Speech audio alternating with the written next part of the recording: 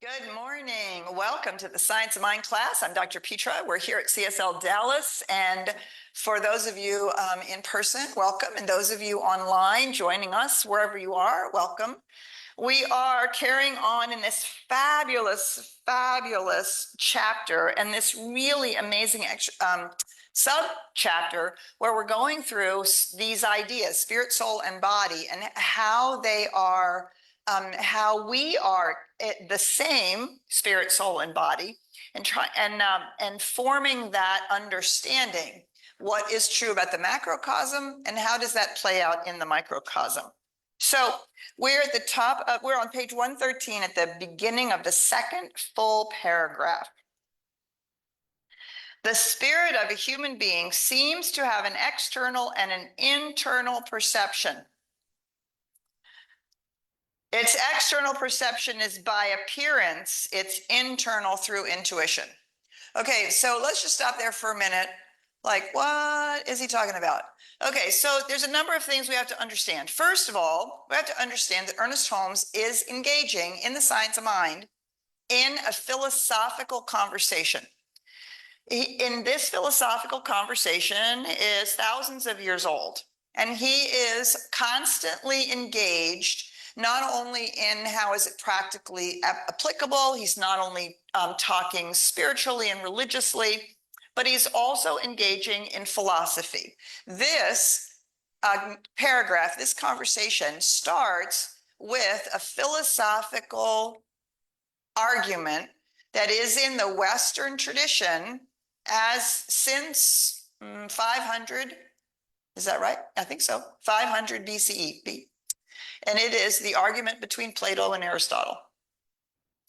Plato started he began to understand the reality, the nature of reality. This physical world is a reflection, as above, so below, right? Plato, and then the Neoplatonists with Plotinus, who is one of Ernest Holmes's favorite philosophers, really took that up. That everything in the physical world is an outpicturing of an idea or an ideal in that intangible causal realm. And this is a reflection of that. So trees are a reflection of the essence of tree, or in other words, treeness. But then you have different species of trees and different forms and different ways that trees show up, but they all express this ideal of tree. Aristotle came along and said, well, that's really nice, but how do you know? And Aristotle broke with Plato and was all about, but we know, what we know is what we can experience, what we sense, what we see. And this became a split in the Western philosophical canon. And you are either an Aristotelian or you're a Platonist. And to a certain extent, never the twain shall meet. So one of the things that I love about the science of mind, as is always the case, the answer is yes. Both and. It's always the paradox that we are essential beings, infinite beings, that's our essence, expressing and experiencing in a finite form. And form immediately brings us into experience. And so that we have both an internal and an external perception, the ability to perceive reality, to perceive it, actually perceive it, not think about it, not hope about it, not dream about it, not make up stories about it, but actually perceive reality. Super important.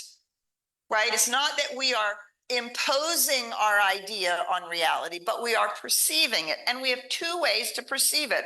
An external perception by appearance, which is our relationship to what's going on outside in terms of form and expression and the physical experience of our lives.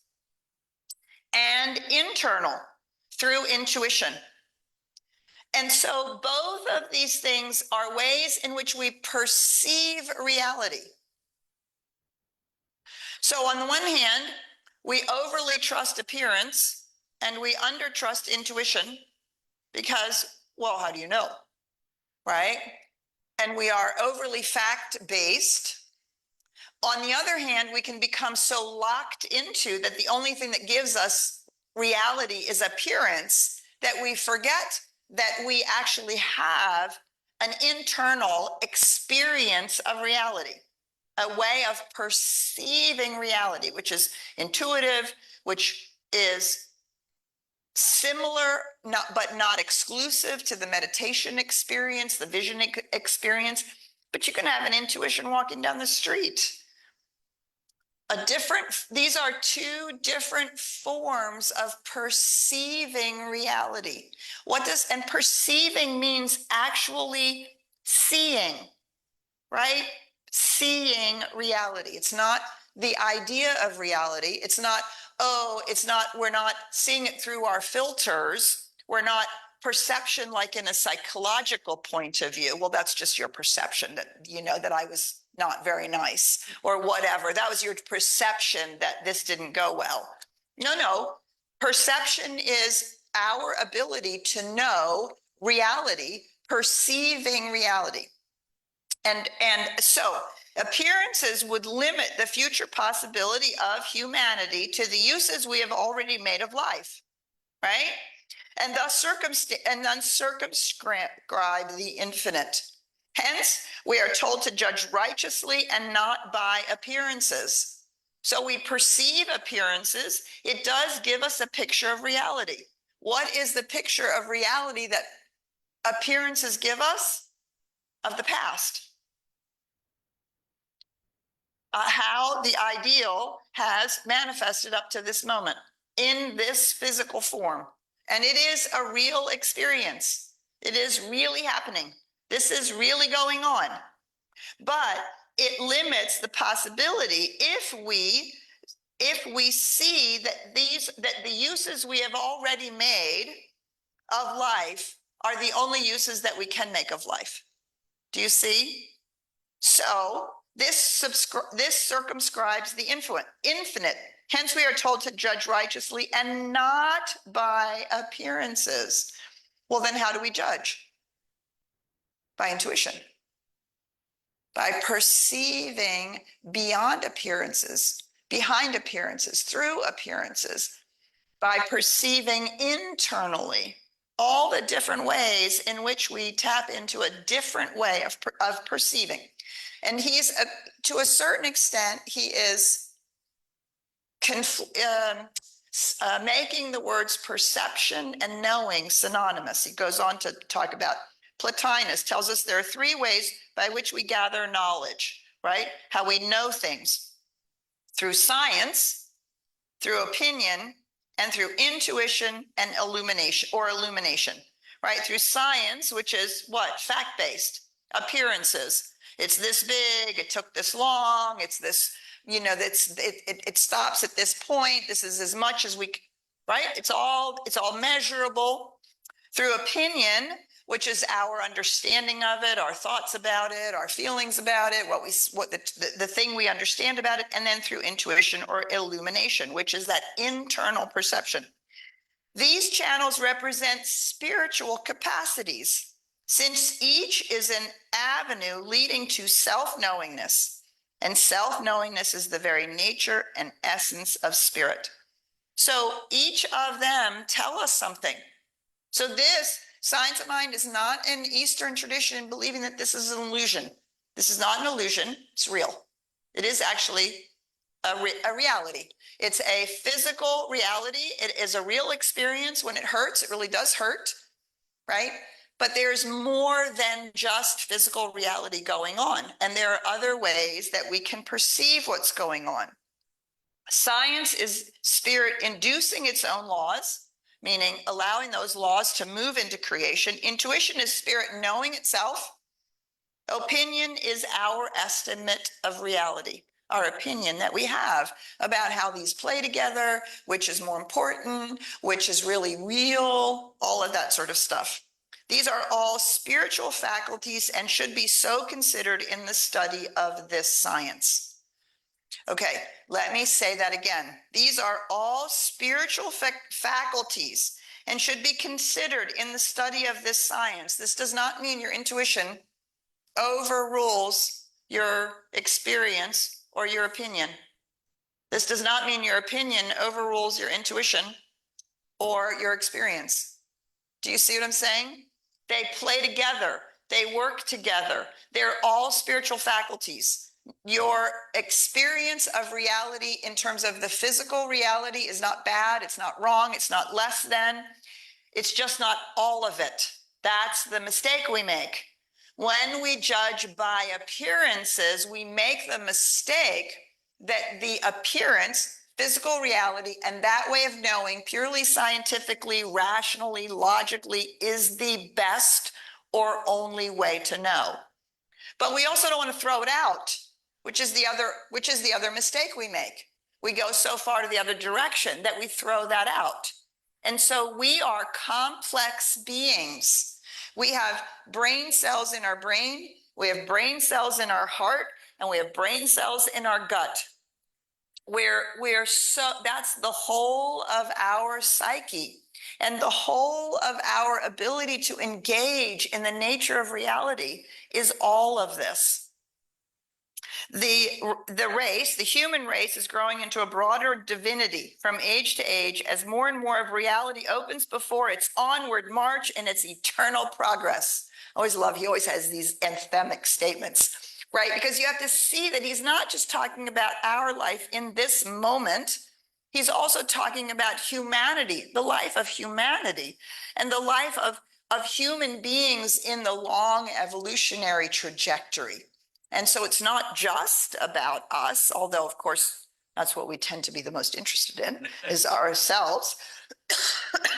But it is that we are a part of this onward march of the humanity growing into its greater and greater yet to be, and its greater and greater understanding, embracing of, experiencing, embodying this profound truth.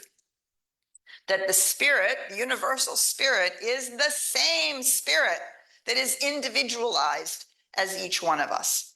And through this organ, right, we know through science, which again is sort of the rational, logical, empirical way of knowing. For those of you who have studied modern philosophy, it's called phenomenology. That's a philosophy. Then there's the opinion, right? So we have the Platonic line, we have the Aristotelian line, we have lots of different ways. We are not going on that tangent. Okay, we're just stopping that right there. Stop it right there. And then we have the intuition or illumination, right? Intuition, our intuition that arises, illumination that we receive through visioning, through just being open in our meditative experience, or just boom, as we're walking down the road. So we should think of our spirit as being some part of the universal spirit, and of our minds as open to the divine influx. So we're constantly engaged as the individualized expression of the universal, right? This engagement, this universal spirit flowing in, through, and as us, right? That's the influx of that. But it's moving through us, individuated through us. And this is this beautiful dance that we're constantly moving in, the ideal, the influx, and the experience, the expression, right? These two things are constantly playing together. Okay, as any specific knowledge must come from the center of all knowledge, follows that whenever and wherever the mind of a human being is open to the divine influx, it will receive instruction directly from the center and source of all. Science, invention, art, literature, philosophy, and religion have one common center from which, through experience, is drawn all knowledge. So we talk about downloads, right? We get a download, we get some inspiration, but then through experience, we express it. Science is individually expressed. Art is individually expressed. Do you see? And so we don't We don't set ourselves aside. It's in, through, and as us. In, through, and as us, which is the individuated part. Otherwise, we'd all make exactly the same art. Yeah. Right? This is Val's beautiful new art that she has up here. She's going to be here today to talk about her art. So, you know, all this fabric, beautiful fabric that she makes, and now she's making these gorgeous collages. If we were simply setting ourselves aside, like truly setting ourselves aside, we would all make exactly the same art. So to say, well, I'm just going to wait and see what spirit wants is not the point. I'm going to allow spirit to move as me in the world is the point.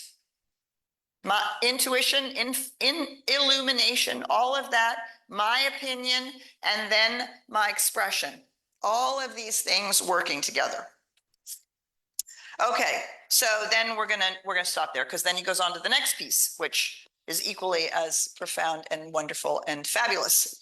So this internal and external perception, this idea of science, opinion, and intuition, all as channels, all as spiritual channels. Your senses are spiritual channels. Intuition isn't better or worse, it's just different. It's a different channel. So, yeah, what do you make of this? How can we best take this up? I think is the most useful question. So let's see what is being stimulated. And we got question up here. Ooh, lots of things being stimulated. Yes. I love that. Ryan, we're going to say good morning to you, and we are going to carry on. Yes, and welcome to everybody who is joining us on campus or online all over the globe. And I just want to go over a couple quick housekeeping rules here. So we do have this as an engaging conversation. As you can see, lots of people are, what do we call the word? Titillated for today. Mentally. Mm-hmm. So activated. Yeah, that's a lot better word. Anyway, I won't get into it. I don't know what you were doing all weekend, Ryan, but we won't talk about that. Well, yes, we won't talk about that. Anyways, for the folks I'm raising and waving my hand to, I know the poll has a hand. Isn't that amazing? You guys won't be on camera today because we don't have Richard. Richard is somewhere there. As me and Joe were talking, we believe he's at a water park somewhere slipping down a slippery slide. So he will be back next week. And so we'll have our amazing Richard back with us. And we love and miss him. But for the folks here in the room, just raise your hand. Joe will help bring a microphone to you. And as always, we love our volunteers here. So please feel free to help pass the microphone along. And for the folks who are in Zoom, I see somebody's already figured it out. You can hit the raise your hand icon and we will bring you into the room. And for all the people who are joining us all over the globe on Facebook Live, we'd love to hear from you too. Make sure to say hello and put your question and comment inside of the chat, and we can bring that into the room as well. And I always like to mention I keep the chats anonymous. That way we can continue to have a safe container for spiritual growth. And so where do you want to start today here, Dr.? Okay, I think we have two questions here. Okay. Or comments here in the room. Right. We've already got a microphone right over here. So we'll go here in the room and then online and then. Yep, perfect. Okay, perfect. So go ahead and say your name and ask your question. Good morning, everybody in the room, everybody online. My name is Keenan Taylor. Good morning, Keenan. Good morning. So I've been coming here the last couple of weeks, and what I've observed, we've talked about a lot of things, but we've really covered the principle of correspondence, or as above, so below, from many different angles. Mm-hmm. And I came across a line in the poem last week that I've been sharing with everybody. So I wanted to share it with y'all this morning because I feel like it just covers it in totality. And there's an old saying that says simplicity is the highest form of sophistication. And I feel like this was like the most straightforward and all encompassing way to actualize it for yourself. Yeah. Well, I haven't said it yet. We haven't heard it yet. Okay. We haven't said it yet. So this is a poem by Rumi. I don't know the whole poem, but there's a line in it where he says, "You are not a drop in the ocean, but you're the entire ocean in a drop. And I know, right? It's brilliant. it is so brilliant. And I'm blessed to have come across that. I just wanted to share that with y'all this morning. Beautiful, beautiful, Keenan. And so often the drop is used as a metaphor for this, right? If you take the drop out, then that which is in the ocean is also in the drop. But the drop is always removed in the metaphor. And Rumi's idea is so profoundly fuller. You are the ocean in a drop. It's like, wow, that's a great image. And we always try to ask ourselves, well, how do I make this real for myself? Right? What can I play with to really get into that? So thank you for sharing that. I love that. All right, we're going to go online and then we're going to come over here. You want to pass it over, Willie? And so, Marjorie, would you like to go ahead and join us? Good morning, Marjorie. Good morning. Yes, I was picking up on my understanding of the law of polarity when he was talking about reality, and I was picking up the saying from the Kabbalion, which is a book attributed to William Walker Atkinson, a New Thought pioneer, where he talks about the teachings of Hermetics, and so he says all truths are but half truths. And so I'm just curious how I know that this work had a big influence on New Thought. And so how does Science of Mind kind of pick up on the understanding of all truths are but half truths? Well, I love that you bring that up, right? Because that's the idea of an external perception that is about external reality and an internal perception, which opens us into the intangible spiritual reality. And for most truths that you hear, they lie on either one side or the other of that. And in the Science of Mind, right, the whole truth has to include both. It has to somehow allow us to encompass the experience that the truth actually is that wholeness. And so it's a full truth because we're not just taking one side or the other. It's brilliant. Thanks for bringing that up, Marjorie. Hello, I'm Jerry, and this chapter resonates with me because a lot of times when I hear people speak and talk about like metaphysics or philosophy, I get the impression they're saying you should go with intuition 100% of the time. And, I'm just not comfortable with that. So I'm into science and technology, and I know a lot of experienced people can have very valid opinions. So that's why I'm just more resonant and feel more comfortable after going through this chapter. I love that, Jerry. I thank you. I think that's the thing, right? Because intuition by itself can actually be maybe not as clear as it needs to be, right? Or we might ascribe our own thoughts as if it were intuition. And so everything is a check and balance. So if you have intuition, opinion, and science, right, they're actually a check and balance for each other. And so that helps us really be engaged fully, keeps us from spiritual bypass, keeps us from wishful thinking, keeps us from being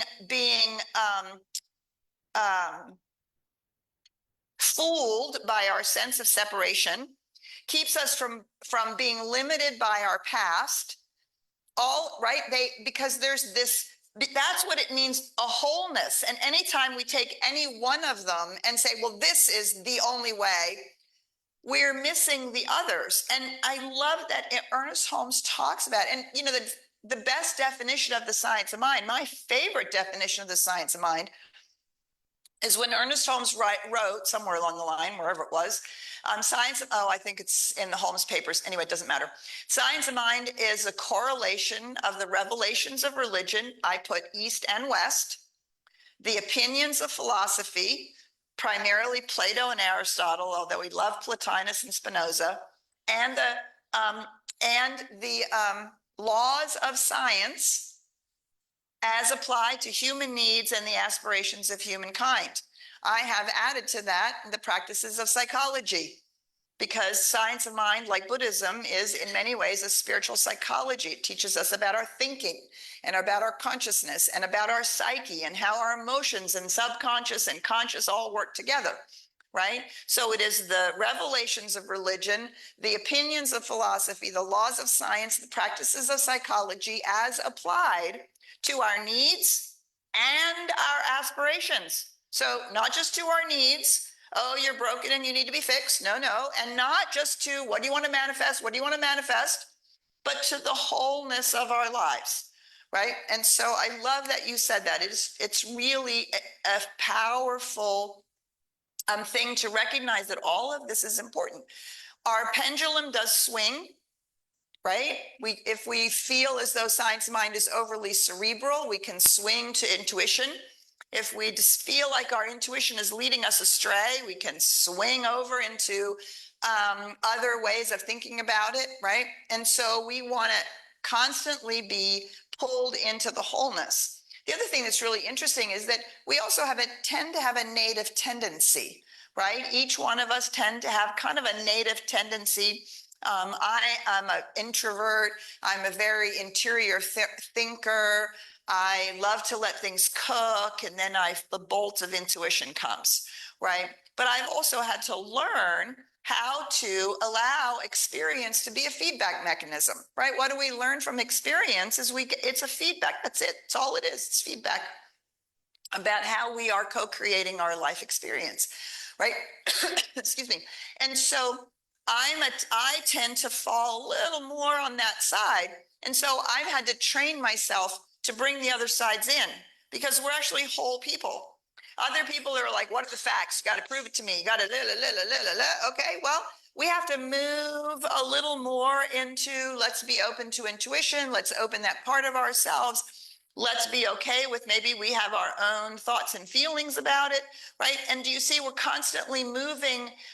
I used to say into the middle. I don't think that's right. I think what we're doing is we're moving into wholeness, which means we're bringing in the pieces that maybe aren't quite so native to us, quite so naturally our way of perceiving life and engaging with reality, right? Because we are actually whole beings. And so we want all of those pieces to come online, so to speak, and for us to know which of those things we want to use when and how they play together.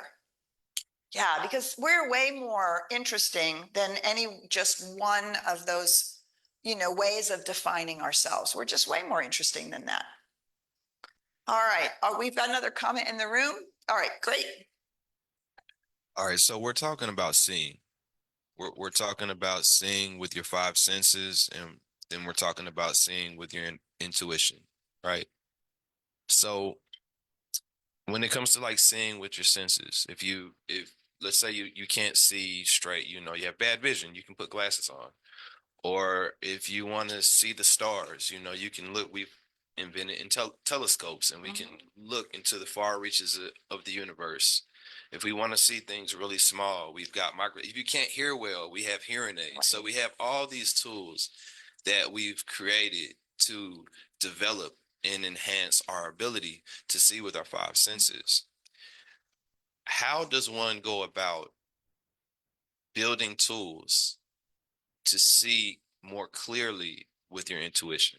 Yeah, that's a great question. Take classes, take classes, take classes, take classes, take classes, take classes.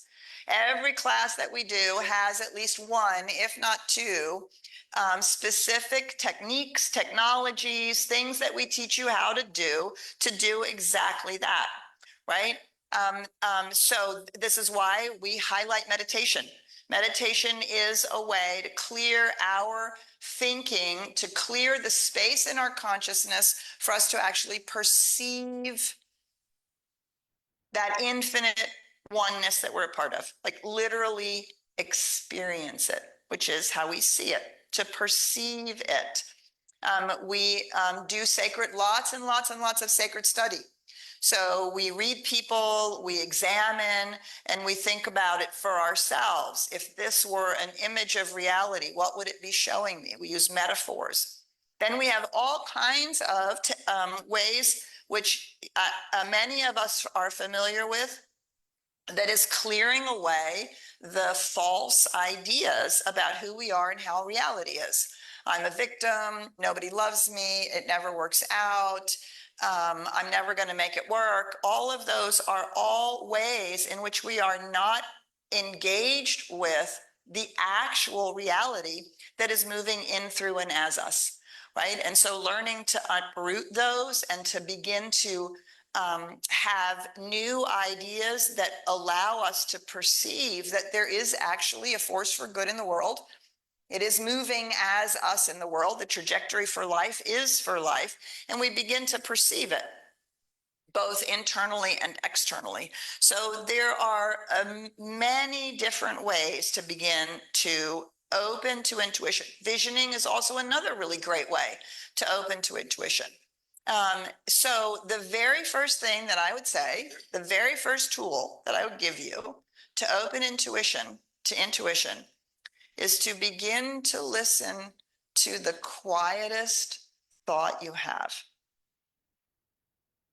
the one that you easily dismiss.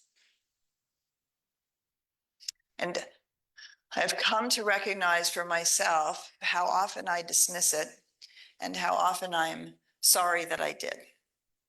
That little thing, that little tiny nudge that's just, yeah, it can be something that to do. It can be something about, it can be anything. Sometimes that little nudge is, are you taking it personally? Sometimes that little nudge is, well, it's really not them. Why don't you call that person? Or a name will pop up, or something will flash across the screen of the consciousness, right? It's those little, some little things. So, the other way, the other way that I have to pay attention to my intuition is what song is playing in my head when I wake up in the morning. And it's inevitably not the song, it's usually a line. And I cannot tell you how many times when I should be relieving a relationship, a song is playing in my mind when I wake up that I ignore for weeks, if not months, if not years. So what we have to do is learn how it speaks to us also. How does our intuition express itself? I think it's just really weird that my intuition expresses itself a lot in a partial phrase from a song. The song might actually be about something entirely different, but that phrase will start playing.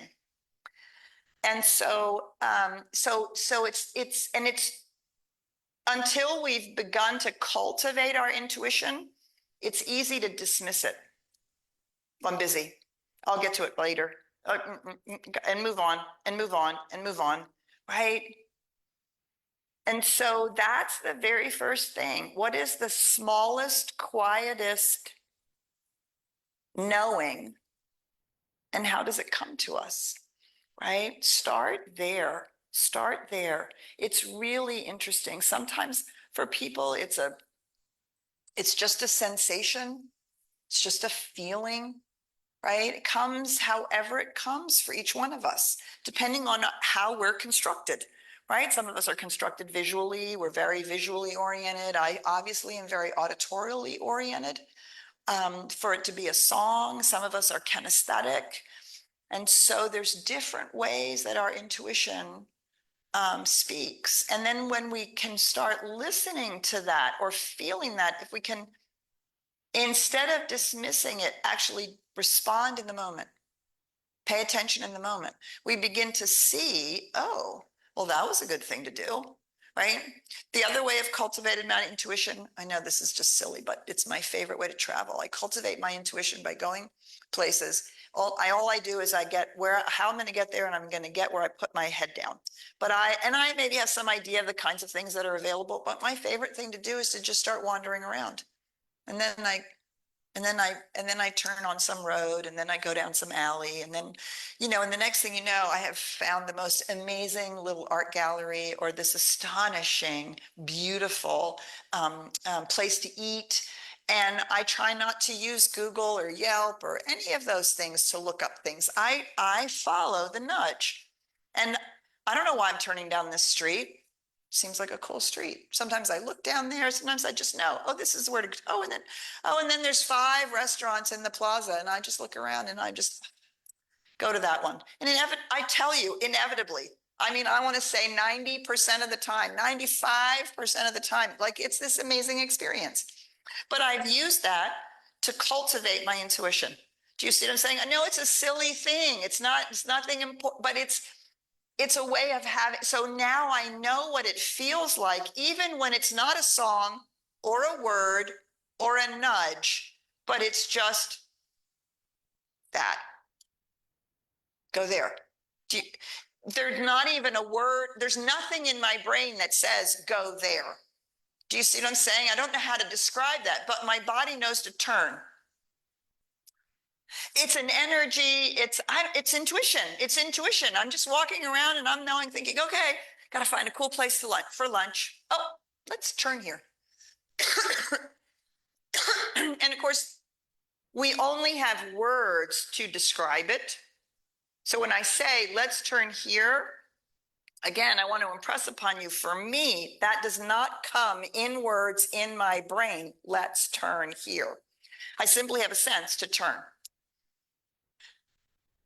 Do you see what I'm saying? And so these are the ways in which we begin to cultivate the listening to, and the more we cultivate it, the more comfortable we are in hearing it.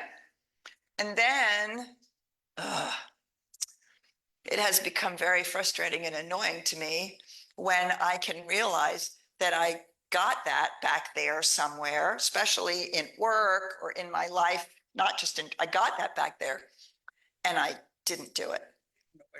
And I ignored it. Oh man, darn it.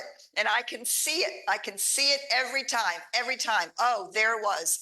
And I just blew on by because I was busy. I was getting the job done. I was doing the thing. I was thinking about something else, whatever it was, or I just dismissed it. Yeah, whatever. And bam, over and over and over again. The more I'm aware of my intuition, the more I can see that. And that helps cultivate it again. It helps cultivate intuition again, because we can see, oh, had I done that, this would have had a different outcome. Do you see what I'm saying? Not shame, not blame, not any of that, just noticing feedback. Oh, okay. That's a great question. Thank you. We've got a comment back here in the room, so we can pass that back. Good morning. I'm Darlene. Hi, Darlene. That very thing happened to me this morning. I had 2 oatmeal cookies left. I ate one for breakfast, and there was just one left. And Spirit said, intuition said, bag up the other one, take it in your backpack. I said, I'm eating too many oatmeal cookies, okay? But I did it. And I came here this morning and got into a conversation about plant-based and that cookie. And I gave it to the person. And now I have somebody that's willing to show me how to do my marketing and social media for food. I love it. Now, Right. that cookie could have been sitting on the counter, still sitting there, because I have been focusing on all week. I just like talking. I just like getting on Facebook, saying what I want to say. But now it's something different that I don't know how to do. Yes. So, Beautiful. Yeah, right. Take the cookie, bag it up. Why? Who cares? Take the cookie, bag it up. Okay. And if nothing had happened, you'd have taken it out, or you'd have given it to Glenda, or you'd have eaten it for lunch. But something was there, right? That nudge. I love that.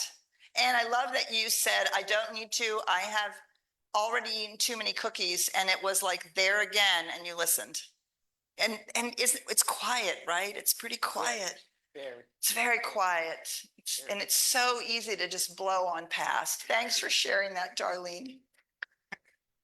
Yeah, I wanted to pull Armando here into the room. Armando, do you want to mute yourself and join us? Good morning, Armando. Good morning, Dr. Petra. And I love all of this. In November of 2023, received a grant to serve 1,000 people in 2024 for the next 18 months through June of 2025. When I announced it to my team, they were like, we don't have staff. How are we going to do this? How on and on and on. And I'm like, trust me, believe in me. You've seen the demonstrations and just stick with me. We've got a plan. I didn't have a plan, but just have the plan. And I had an idea, but then in January, and I said, I want y'all to imagine what it's going to look like to serve all these people. I want you to imagine what this is going to look like. And then right now we're in June. We now have 10 trainers, which we didn't have. We have 14 nonprofits that are coming to us, bringing us the people to us. We're not even having to go out and recruit. They're showing up, they're bringing everybody to us. In June, we had 6 graduations. And then the tools that I've used is the visioning, taking the classes, the gratitude in advance, not knowing where it was going to lead. But I knew, I was grateful that the people were going to show up, that the right people, everything, and the impact that it has had a ripple effect in ways that I had never imagined it would touch people's lives.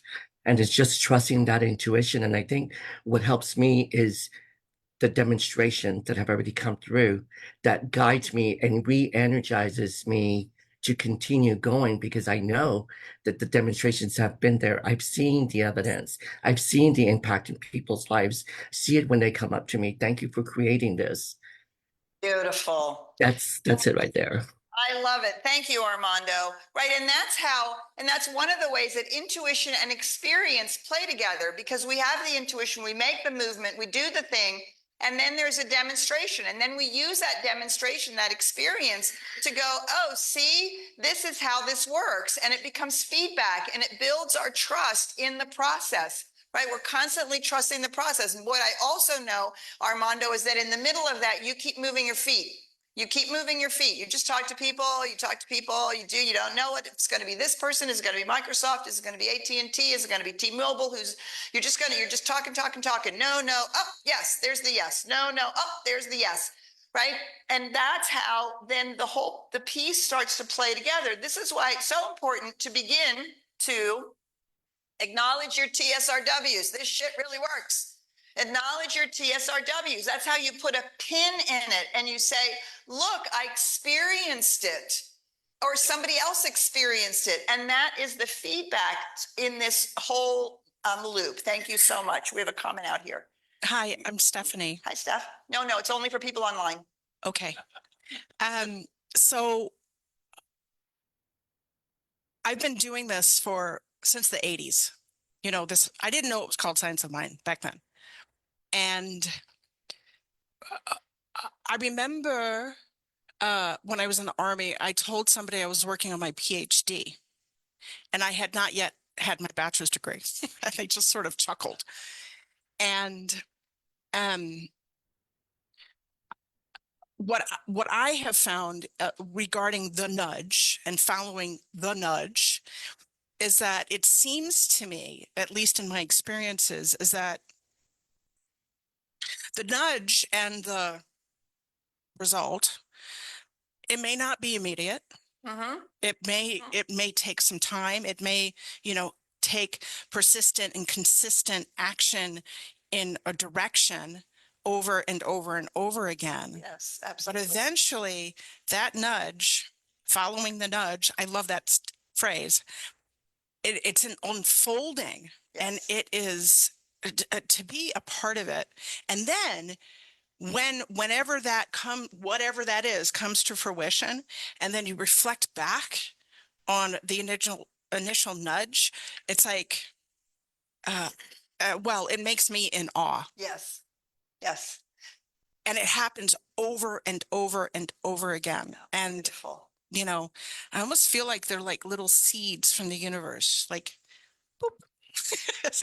Well, remember, it's also from you. It's the universe as you that's planting that seed. Because if it was the universe through someone else, it would be a seed, but it would be a different one. Right? I love that. I love that. So this is, let me just say this before we close. This is where opinion comes in, right? The idea that we can also shape how that nudge is going to show up. So when I realized I couldn't stay in the state of Washington, in my cabin at the time with Jason, the town I lived in was too small. I couldn't make enough money doing what I wanted to do. And so I came to Texas to live with my parents, with my mom. And I said, I think I'm going to go back to school. I think that's what I can do. It'll give me more time to be with my son. And I want to go back to school. I didn't know whether I was going to go into the ministry again because I had a child. And so she was like, great, come on down and check out the schools and we'll see. So, and I thought, okay, well, what can I do? Well, I really like, I like what we're doing. I like what I'm doing, but I like psychology. I like organizational work. I don't think I'm ever going to be in the ministry again. And so I think I'm going to do organizational design. So I began to look around at schools. I went to SMU and I went to TWU, and then I discovered this place called University of Dallas, which has a liberal arts education with some modifications. And you read all the great books of the Western civilization, the Western canon, and I thought, oh, I've always wanted to read all those books. Oh my God. And my brain kept saying, but you need a job. You need to get a thing for a job. The nudge was go to school, go to school, go to school, go to school, go back to school, go back to school. That was the nudge. My brain said, get a degree in something that you can get a job in. My heart said, get a liberal arts education because you will love it. So my opinion was what got to choose. So I chose the liberal arts education. Well, it turned out that my 2-year degree ended up being a 3-year degree. I ended up being the first Constantine scholar that they had in 10 years. I got to write my own degree, which was a combination of philosophy, literature, and art. And I wrote it all from a science of mind point of view. And it was the most amazing experience. But do you see, that was my opinion. Not what I thought, oh, I should get a job. Although I was interested, very interested in that. But my heart was like, oh, that would be so much fun. And so I chose what would be fun as opposed to what would get me a job. And I was so happy about it. And you can see now I talk about, all of that work actually, unbeknownst to me, has been so valuable in the last 30 years of my ministry. And I had no idea that choice, what felt like my choice, it was my personal choice to pick the liberal arts education, has stood me in such good stead for so many years. So so that's where the opinion piece comes in. It is actually our opinion that then makes the choices. And we should not be afraid of that, because that's spirit in, through, and as us. And that's the individuating part of it. Beautiful. All right, so we're going to wrap up. Brian, I'm sure you have something to say as we wrap up. I do, and it's just, I would be doing a disservice if I didn't tell you guys that we have something special coming up. That's going to be a weekend retreat. It's going to be happening at the end of this month, starting on the 26th. And we actually have a special going on with the tickets, because it's always fun to bring a friend, right? And so the special lasts until the 16th. So that's this Tuesday, but you can buy one ticket and get the second ticket half off. And so I just want to encourage folks out there online that are close to the DFW area, if you can make it, this is going to be a weekend retreat like no other. It's the Inner Peace Mental Wellness Weekend. Yes. The Path to Inner Peace. It's a mental wellness, mental health weekend. Absolutely. And so we just want to invite you guys, if you are not from the Dallas-Fort Worth area and you want to make a trip of it, it's going to be a great opportunity.